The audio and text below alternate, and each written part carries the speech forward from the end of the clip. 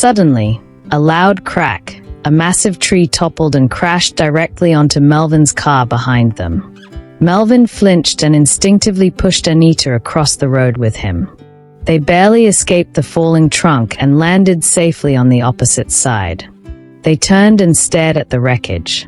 The windshield was smashed, the roof caved in, just like the car he'd passed earlier. Melvin reached into his pocket and sighed in relief when he felt his key card and documents still intact. But he barely registered that. His mind was spinning. Someone had tried to lure Anita into a trap, and if he hadn't found her in time. He turned to her, wrapping his arm around her trembling body, and whispered, "You're safe now, Anita. I've got you." With the tree still lying across his wrecked car, Melvin knew there was no way to drive it back to the hotel. Both he and Anita were soaked to the bone, and it wasn't safe to remain under the relentless rain. He scanned the area, spotted a nearby shed, and turned to her. "Come with me," he said firmly. Since they had no other option but to walk back to the hotel, a 30-minute journey at least, Melvin figured they could wait under the shed until the weather cleared. He reached for her hand and began leading her toward it. But just as they got close, Anita suddenly let go and collapsed to the ground. "Anita," he called, kneeling beside her. When he tried to lift her, he was alarmed to find she had lost consciousness. His heart thudded wildly. There was no time to wait under any shed. No time to think. Her health came first.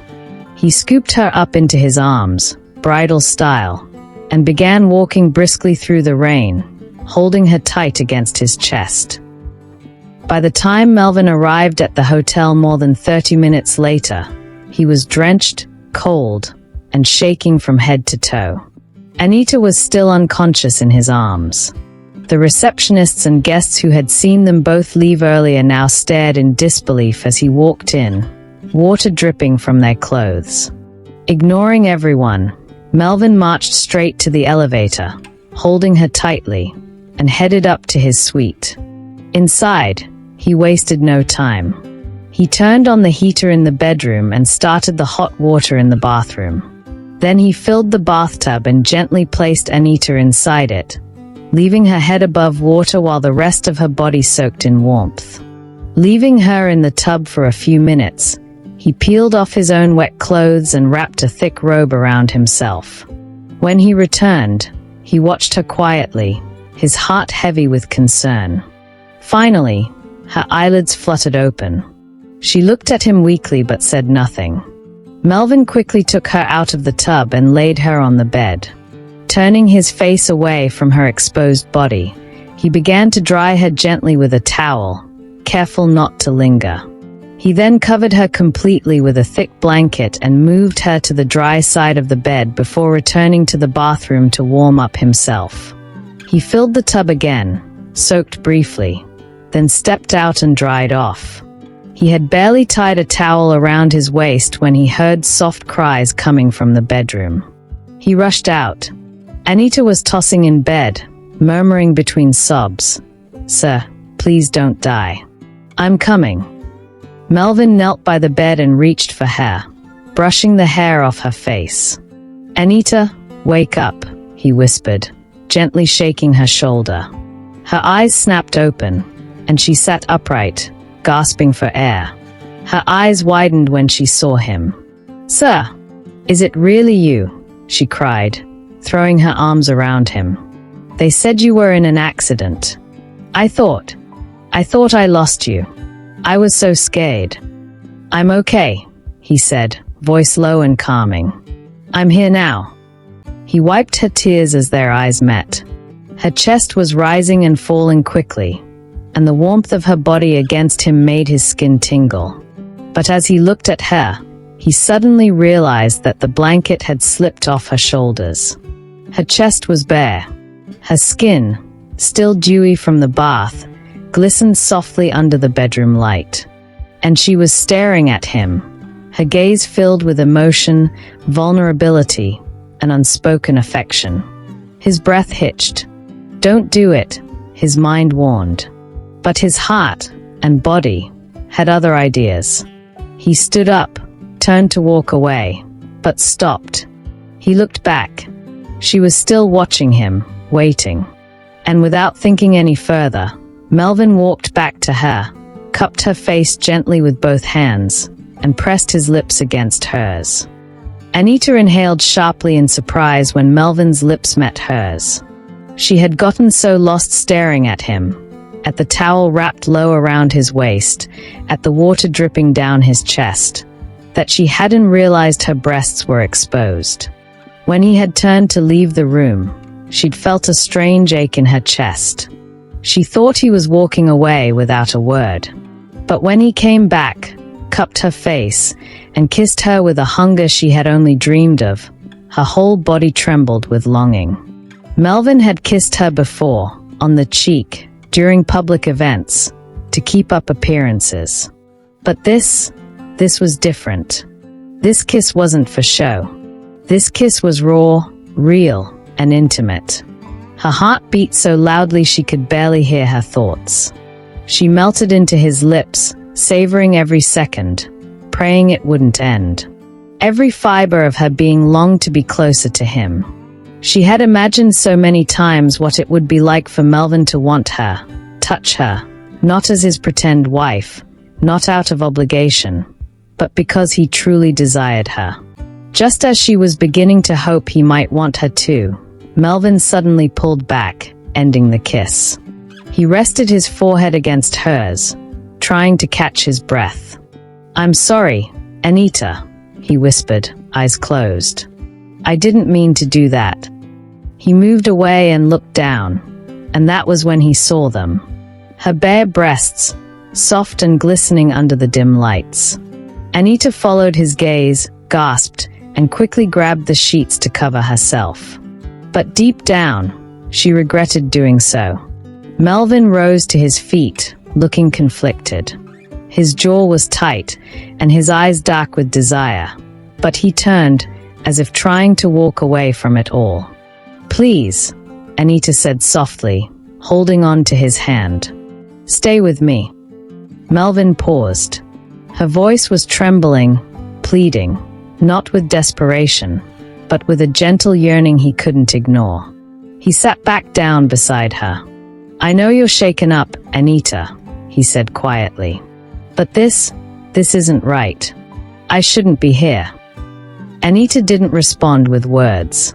Her eyes trailed down his chest again. With a soft exhale, she reached out and placed one small palm over his heart. Melvin sucked in a breath, startled by the warmth of her touch. He gripped her wrist gently and pulled her hand away. "What are you doing?" he asked, his voice hoarse. Anita stared at him, her eyes shining with vulnerability and determination. "I just want to make you happy, Melvin." The words pierced something inside him. His control cracked. He clenched his jaw, staring into her eyes. "Do you even understand what you're saying?" Anita nodded. Slowly, she let go of the duvet that covered her chest, allowing it to fall.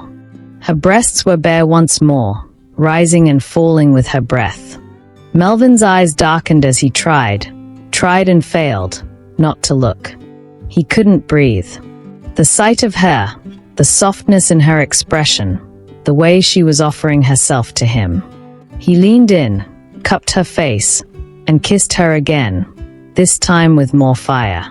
Anita's fingers clutched at the towel around his waist as she parted her lips for him, kissing him back with everything she had. His hand moved down, cupping her breast and gently kneading it. Anita moaned into his mouth, her brows furrowing with pleasure. But just when it seemed he would lose himself completely in her, Melvin broke the kiss again. His forehead dropped to hers as he breathed.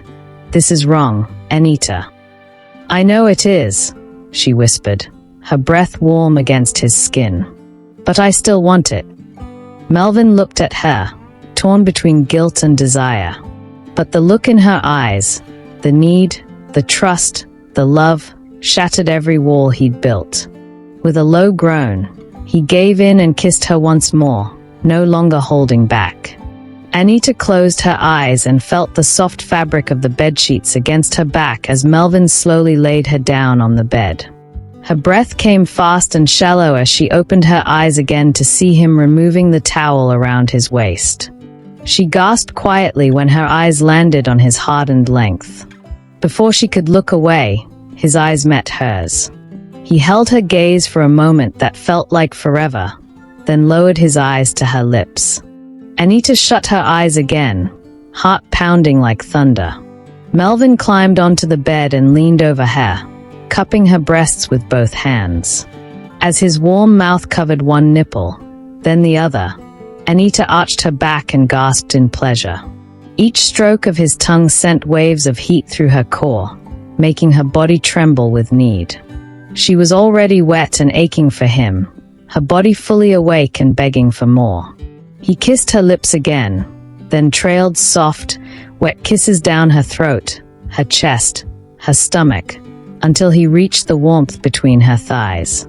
Gently, he opened her legs and lowered his head. Anita let out a moan the moment his tongue touched her folds.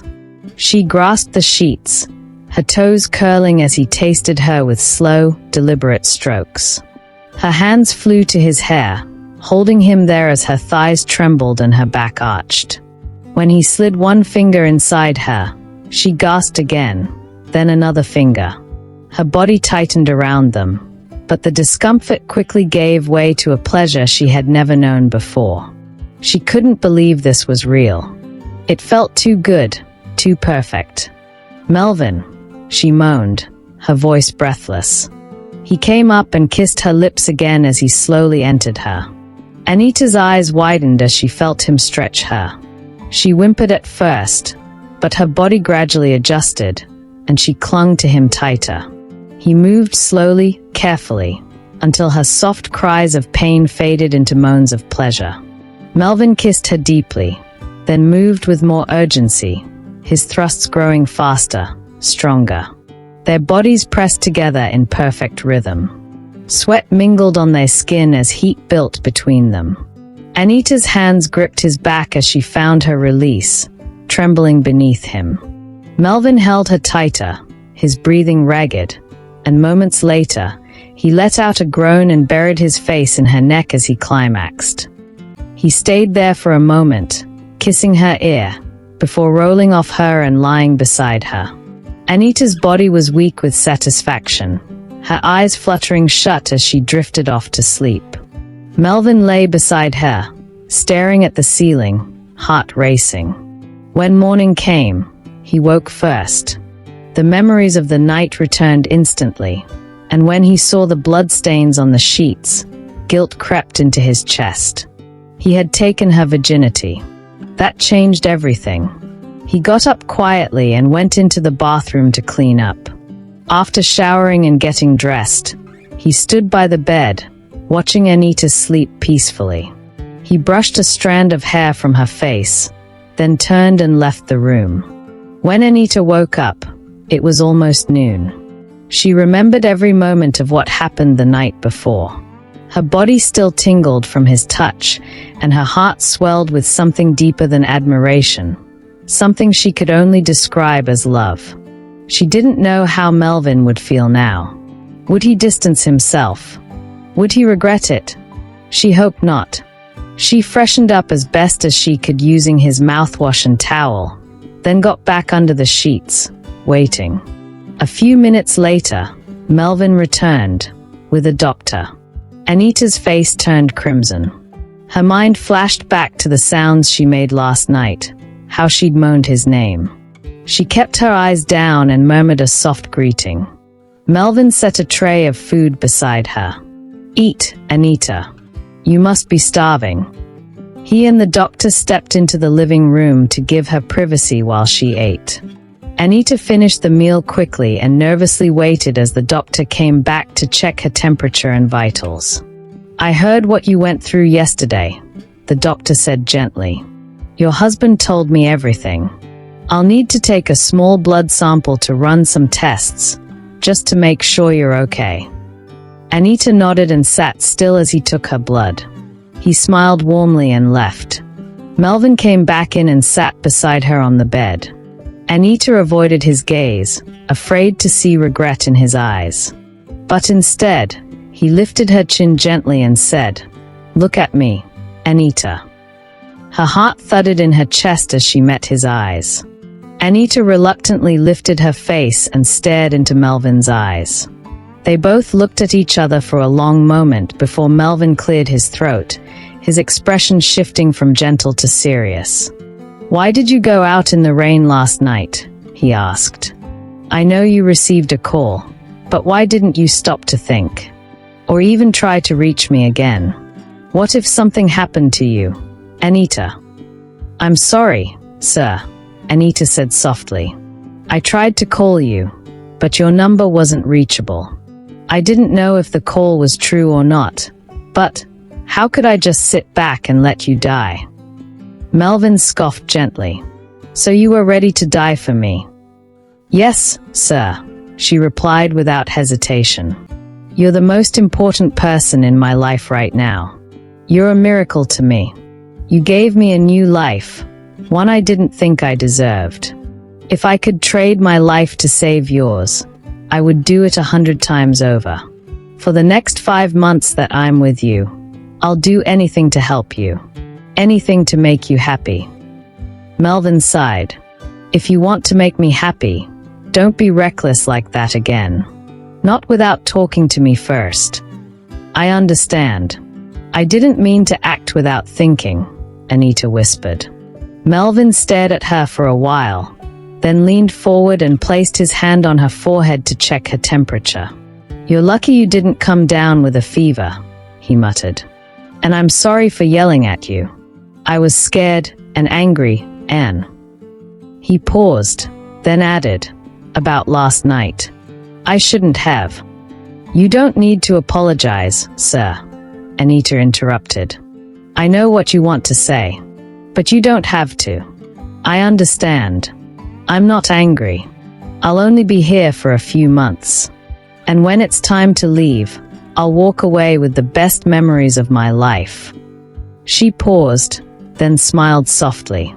"I feel happy because I was able to do something for you. I know I'm just a maid. I know my place. But if you ever want to do that again, I'll be here for you. You don't need to feel guilty about anything. I feel honored to be able to please you." Melvin stared at her, stunned. He had thought that last night was a result of intense emotions, exhaustion, and the strange events that surrounded them. But now, with Anita clear-eyed and fully conscious, her words shook him. He narrowed his eyes. "Anita, are you in love with me?" Anita's heart stopped. She swallowed and shook her head quickly. "No, sir. I don't even know what that means. I've never thought about things like that. I'm only saying that it would make me happy to serve you in whatever way you need me. That's all." Melvin's eyes searched her face.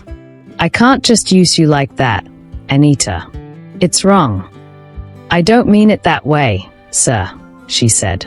"I'm not being forced. It's what I want. I know you're a man. You have needs. I just want to be useful while I'm here. When I leave, I'll go with my heart full."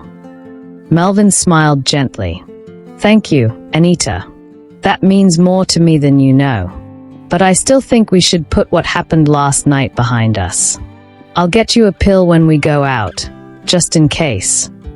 Anita nodded, but inside her heart sank. She didn't want the pill. It might sound foolish, but the thought of carrying Melvin's child made her feel like she would always have a piece of him with her. She watched him get up from the bed and walk away, his presence still lingering in the room like warmth from the sun. "We should get ready," he said as he reached the door. "We need to file a report at the station. I'll bring some clothes from your room." Anita nodded again, staring after him as the door closed behind him. Once he was gone, she placed a hand over her chest. Her heart was racing, not from embarrassment, but from the hope that maybe, just maybe, She hadn't completely lost her chance with him. She lay back on the bed and smiled to herself. If she had a child with Melvin, it would be the most beautiful reminder of this incredible chapter of her life.